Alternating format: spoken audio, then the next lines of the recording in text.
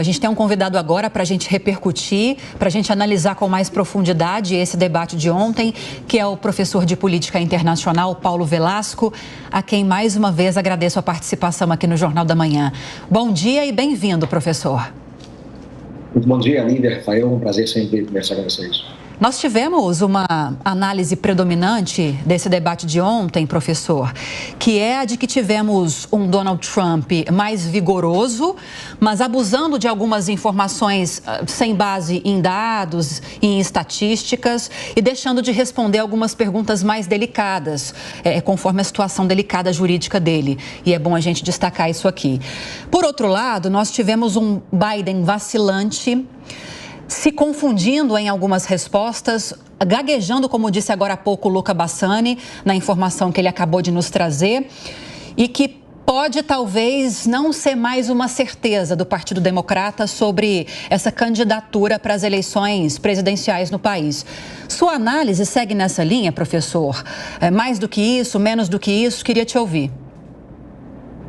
Lívia, é bem por aí sim, né? Eu acho que é difícil, né, a essa altura, depois do que vimos ontem, né, alguém olhar, né, para o debate e tirar qualquer conclusão positiva acerca do atual presidente, né, o Joe Biden. Ele, de fato, teve um desempenho muito ruim, né, não só pela postura vacilante, né, mas porque, de alguma maneira, confirma muito, né, aquilo que o próprio Donald Trump já vem, né, dizendo há tempos, né, de que o atual presidente não tem condições, né, de governar o país por mais 4 anos, não teria capacidade cognitiva, nem tampouco força física para fazê-lo, né? Então, o que parecia, né, de alguma maneira, apenas acusações, né, do Trump, né, de alguma maneira se confirma, né, podemos dizer, né, no desempenho muito ruim do Biden ontem, né? Imagina o desespero na cúpula democrata hoje, né? É difícil a gente imaginar, né, que na convenção do próximo mês, né, não seja ele o candidato confirmado, né? Seria algo inédito na história dos Estados Unidos, né?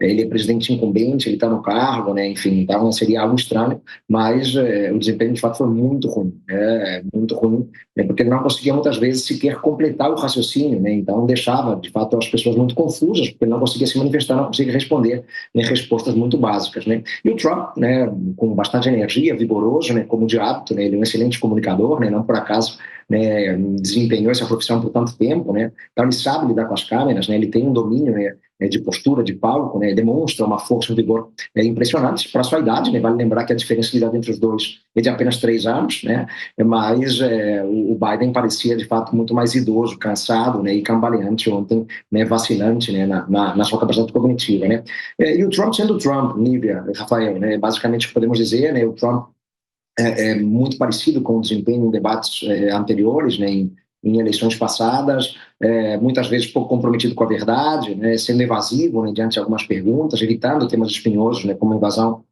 do Capitólio no dia 6 de janeiro de 2021. Né, então, o Trump não surpreende, né, e é muito no ataque, né, sempre, né, tentando demonstrar a fraqueza e fragilidade do seu oponente. Professor, na eleição anterior, o então candidato Joe Biden se apresentava como um presidente, caso vencesse aquela eleição, como um presidente de transição, não é? Embora ele não tenha dito isso com todas as letras, que não concorreria a um novo mandato se vencesse, mas era um presidente para um período de transição, encerrando um período que ele considerava nefasto para os Estados Unidos do mandato de Donald Trump. A vice Kamala Harris não conseguiu, por razões próprias ou razões exteriores, motivos exteriores, se viabilizar como uma substituta para esse pleito, para essa disputa aqui. Existem entre os democratas figuras que podem fazer essa substituição imediata, caso essa seja a decisão, seria uma decisão drástica, né? Mas possível diante do péssimo desempenho de ontem.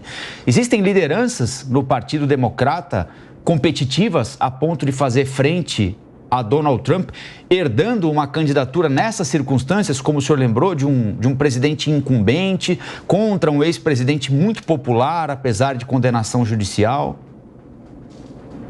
Essa é uma pergunta de fato central, né? Acho que esse é o momento, né? A essa altura, a cúpula democrata deve estar debatendo isso, né? É difícil a gente imaginar, né, um nome dentro do partido, né, que pudesse, em tão pouco tempo, né, ganhar uma projeção nacional, né? Esse é o grande desafio nas eleições americanas, né? Então não basta ser um governador, né, com bom desempenho no seu estado, né? É preciso ser de fato um político que tenha uma transcendência nacional, né, que tenha penetração de alguma maneira, né, nos 50 estados americanos, né, com condições, né, de vencer em estados-chave, né, fundamentais, né, onde hoje não se sabe sequer se o Biden pode vencer, né? Michigan, Pensilvânia, por exemplo, né, foram estados decisivos tanto em 2016 quanto 2020, né? A vice-presidente se tocou num ponto sensível, né? Ela desapareceu ao longo, né, desses anos de presidência Biden, né? Era um nome sobre o qual se especulava, né? Mas ela praticamente não aparece, fica muito de lado, né? Não se sabe se por causa dela própria, né, ou do próprio Biden, né? Mas o desempenho dela, de fato, tem sido, né, muito pequeno, né, para não dizer nulo. Então, ela não é evidentemente um nome viável, né?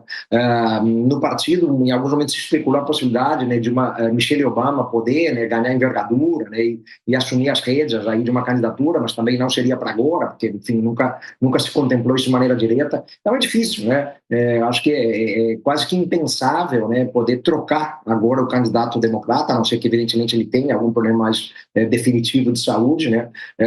Por isso, né, imagino toda a celeuma, né, dentro do partido a esta altura, diante do desempenho muito ruim ontem. O próximo debate é apenas em setembro, né, mas também não há tempo, né, de mudar muito a realidade, né? O Biden, de fato, é uma figura cansada, né? Não se sabe até que ponto ele tem algum tipo de comprometimento cognitivo, mas ele é um personagem que transmite fragilidade, e os eleitores americanos sempre se preocuparam muito com isso, né? Eles querem ver força no seu líder, né? Eles estavam sempre prezaram muito isso, né? Há nomes jovens no Partido Democrata, mas nenhum deles com envergadura, com transcendência nacional. É difícil imaginar, né? A política americana, como em muitos outros países, Rafael, tem revelado uma dificuldade na renovação, né, das lideranças, né? O próprio Partido Republicano demonstra, né, mais uma vez, né, com o Trump, essa dificuldade de encontrar uma liderança, né? Outros nomes não se mostraram viáveis nas primárias, né, no partido. Então há uma dificuldade em renovar os quadros, né, e isso vale para um partido e para o outro, né? Mas no caso dos democratas é mais dramático, né, porque o Biden parece efetivamente no fim da linha, né, completamente. Imaginar mais 4 anos de mandato dele, né, ele terminaria a presidência num segundo mandato com 86 anos, né? Ele tem 81 atualmente. Enfim, complicado, situação muito, muito difícil para os democratas, né? Se a candidatura Trump já era uma ameaça forte, né, agora é muito mais. Vilela? Bom dia. Professor, nós já tivemos outras eleições nos Estados Unidos com candidatos que empolgaram, né? Obama, por exemplo, empolgou bastante naquele contexto. O próprio Trump, durante a sua primeira eleição, empolgava bastante, um discurso muito forte. Me parece que nesse momento, talvez a gente esteja num cenário de uma disputa, pelo contrário, de uma disputa de rejeições. As rejeições de Trump, por conta das questões criminais, do seu jeito polêmico, e a rejeição de Biden, talvez por conta da sua idade, da sua falta de energia, da sua falta de pulso firme. Seria essa a tônica da eleição presidencial americana, um duelo de rejeições? De certa maneira, sim, né? Acho que a sociedade americana é uma sociedade que naturalmente não se identifica tão profundamente, né, com os líderes que aí estão, né? É bem verdade que o Trump ele tem, né, ainda uma base de apoio muito contundente, né? Os trumpistas são trumpistas mesmo, né?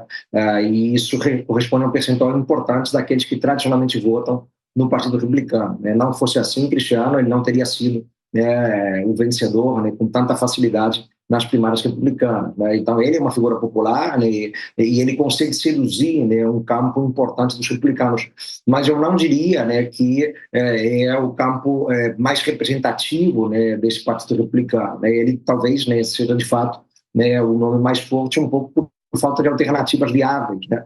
Mas não tem hoje certamente, né, o apelo e o poder de sedução que tinha, né, em 2016. Muito pelo que foi o seu mandato, né, pelo que foi o final do seu mandato, sobretudo, né, com aqueles agravos antidemocráticos, muito pelas questões pendentes com a justiça que ele tem, e são muitas, né, já condenado, inclusive, né, pela Justiça de Nova York. Então, ele não tem hoje, certamente, né, a aura que tinha em 2016, mas em termos de apelo, né, junto aos seus eleitores republicanos, ele tem um apelo muito maior do que o Biden tem a esta altura junto aos eleitores democratas, né? O medo que se tem, né, que grupos que votaram no Biden em 2020 ajudaram a vencer, né, por exemplo, né, os afro-americanos, né, os árabes americanos, né, esses grupos que foram tão decisivos, né, nas eleições de 2020, né, talvez não estejam dispostos a sair de casa para votar no dia 5 de novembro, né? Evidentemente que não votarão no Trump, mas se eles não forem votar, né, o Biden tem uma chance enorme de perder as eleições. Então, não há efetivamente, né, uma grande paixão nesse processo eleitoral, né, por parte do eleitorado americano, nem para um lado nem para o outro, né, mas nesse quesito o Trump leva bastante vantagem, né? Ele apaixona mais os eleitores do que o Joe Biden.